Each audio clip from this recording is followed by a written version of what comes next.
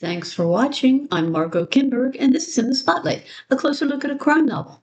When you think of classic detective fiction, the fiction that started it all, you might think of Arthur Conan Doyle, Sherlock Holmes, or perhaps even Edgar Allan Poe, somebody like that. But there were a lot of other writers at the time that experimented with detective fiction.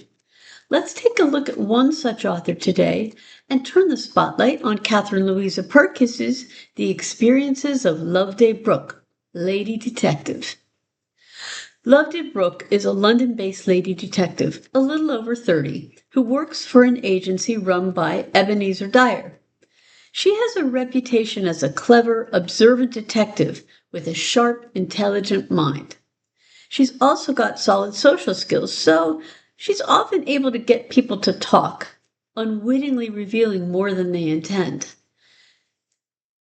This collection of those stories includes 7 Loveday Brooks adventures: The Black Bag Left on a Doorstep, The Murder at Troy's Hill, The Red Hill Sisterhood, A Princess's Vengeance, Drawn Daggers, The Ghost of Fountain Lane, and Missing.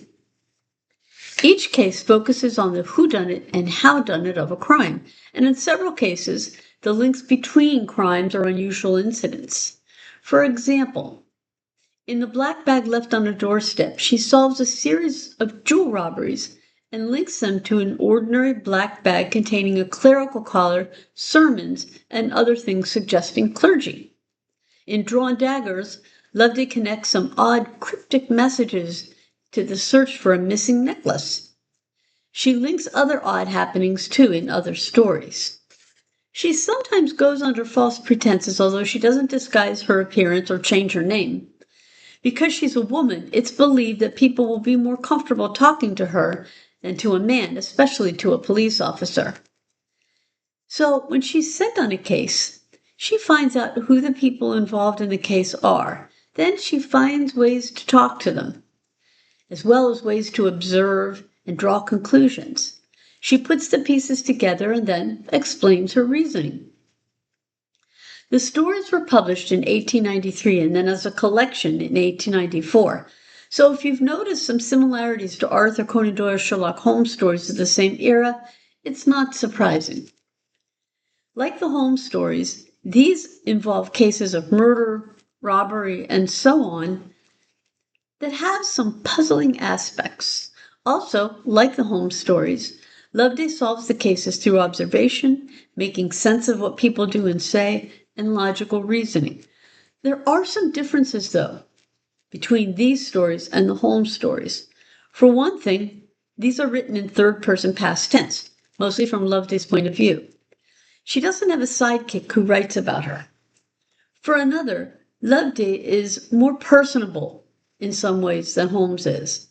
People open up to her because she makes them comfortable. It's done with a purpose, but she does have solid social skills. Also, the relationship between Loveday and the police is different to that in the Holmes stories. The police respect her skills and call on them, but she also respects the police and what they do. There's cooperation there. The Experiences of Loveday Brooke, Lady Detective, is a collection of classic short stories.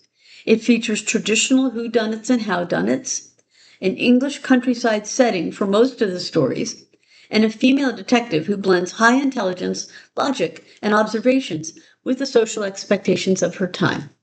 This has been In the Spotlight. I'm Margot Kimberg. Thanks for watching.